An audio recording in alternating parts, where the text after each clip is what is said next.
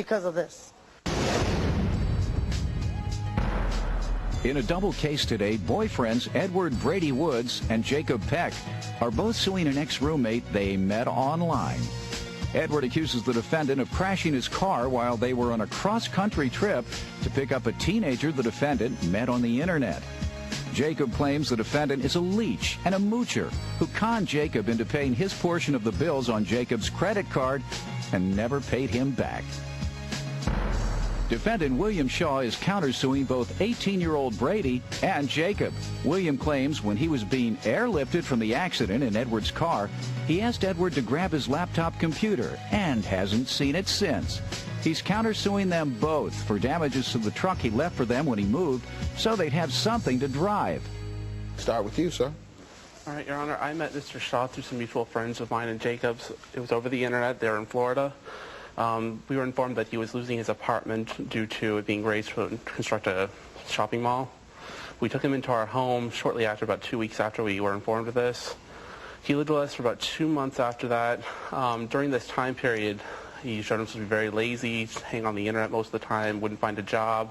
But he would shift between different romantic interests. Sometime at the end of September, I was informed. What do you mean he was shifting romantic interests? I think every day was that it was a different person. Why was that of any concern of yours? It's just because the reason why he was using my car at the time was so we could rescue one of his potential interests. Okay. That it was just a frivolous thing. Tell me what happened there. End of September, I was informed of a 17-year-old that he was interested in the state of Idaho. How old are you? I'm 21, Your Honor. Okay. Go ahead. Right.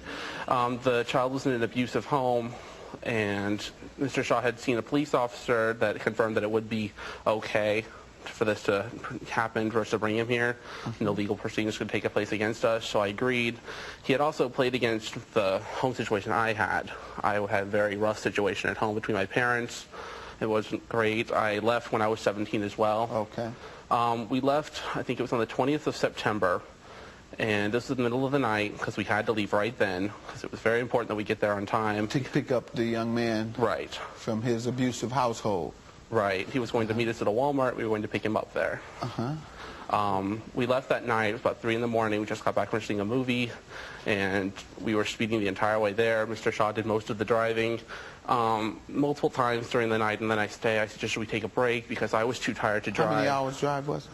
Pretty sure it was over 20 hours. I'm not sure the exact number now. So you all were driving to pick him up. Right.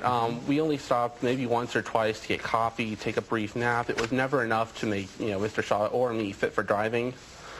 Sometime early on the 22nd, around 6 a.m., sun had just come up. Now, why did you all have to get to this young man so quickly? I'm not sure. Why did you have to get to him so quickly? Because basically he could not stand where he was living anymore, and I felt he was in imminent danger of being harmed by his uncle who he was living with. You sure you just wasn't anxious to see him? Yes, I'm sure, Your Honor, because I had been anxious to see him for a couple of months, and maybe you just got overcome one night. Maybe he said something on that internet that just well, yeah, just said, we got to go now. Well. I can't wait no longer. Well, Your Honor, I had... Back up the car, gas up the car, let's go. I had informed them of this a couple of weeks in advance, Your Honor. Oh, you had planned a couple of weeks in advance to go that night? Your Honor, that's untrue. He said y'all left under emergency in the middle of the night. It was a had-to-be-there situation. Anyhow, go ahead. That's off the point. So, all right. You all riding to go pick up this young boy? Right. I was asleep in the passenger seat. It was the early morning on the 22nd. I wake up with the car mid-flipping on the freeway. My goodness. Yeah, I wake up. While he was driving? While he was driving. Ooh, I wake up in the median, the car's upside down, and... No one injured? I was injured, Your Honor. He was injured. Oh, what happened to you? Cracked my skull open. Yeah. All right. You all right now? Yeah. All right. I'm here. His hair is back. Huh? I'm here, aren't I? Yeah, but that don't mean you're all right. I haven't heard you talk much. You could be crazy as a veggie bug. Nah, I don't know. I'm no crazier than they are. More of Judge Mathis when we return. While I was being loaded into the helicopter by firefighters, I told Brady to grab the laptop.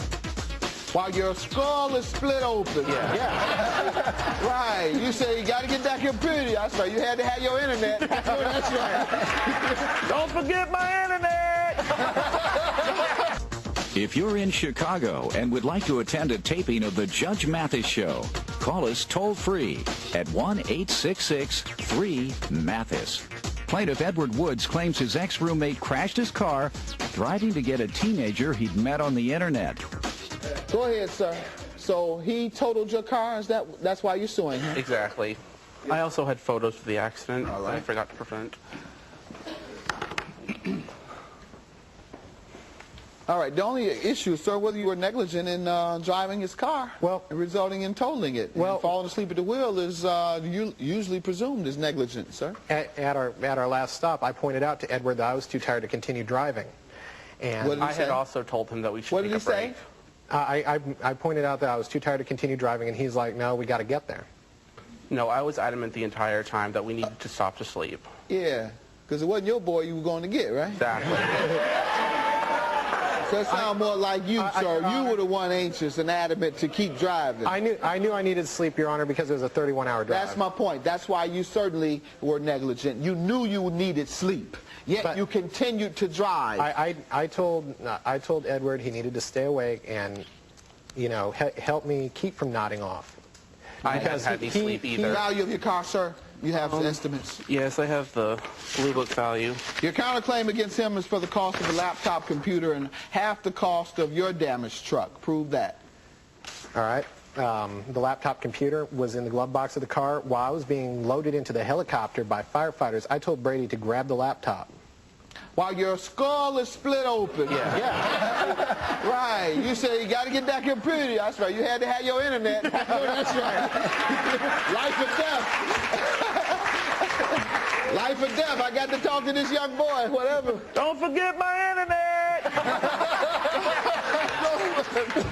Man, Pretty much, Your Honor. that must have been pretty special internet chat. It must have been some pretty special chats y'all were having. Oh, my goodness.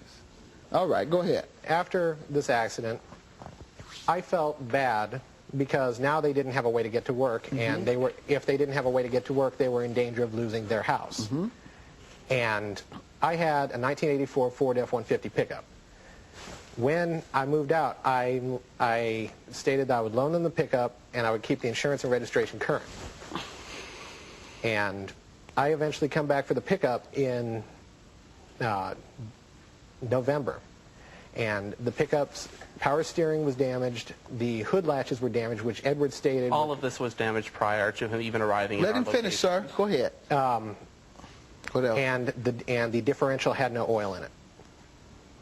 So you want money for oil, power steering, and a hood? Yeah. You have your estimates? No, I don't.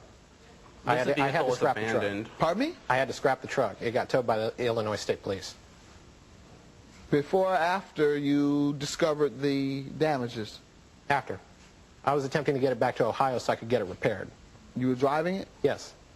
And how did it stop on you? It basically kept leaking oil faster than I could put it in.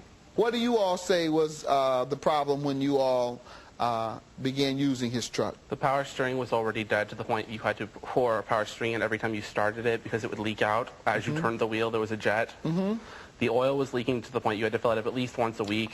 What about the hood? The hood did fly open after I had put oil into it. I might not have put the hood down hard enough, and it did fly up on me on the road. That's Okay, what caused no the support estimate of the damage. hood? All right, we'll take a guess. What, $20? What? I looked around on eBay. Hoods for an 84 F-150 go for about $100. I thought you'd come up with something. All right. Also, Yes, sir. Edward is claiming $3,000 for his vehicle. I did some research in the Blue Book. It's worth $1,700 tops. You have that? Please, sir. I have what it's worth as private party and as trade-in. All right. Because Edward was discussing trading it in on a police interceptor. All right.